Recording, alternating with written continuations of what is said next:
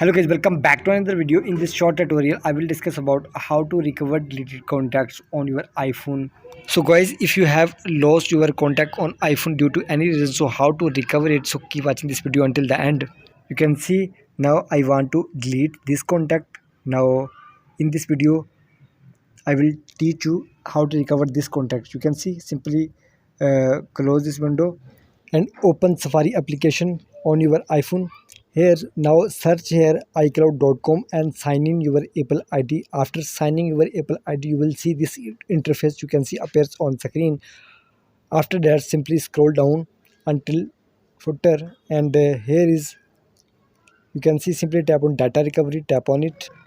Here is, so now guys, simply scroll down again, and here is restore contacts. Simply tap on it, and you can see these are my restored it already. Simply tap on restore, and you have option achieve. You can tap on achieve and simply tap on restore and wait for some second. He's restoring. Now guys, simply tap on OK. Now close this window and open setting application on your iPhone. Now type an Apple ID name, tap on iCloud, and guys tap on show all. Here is simply turn off, and now keep on my iPhone. After few seconds turn back on and tap on merge.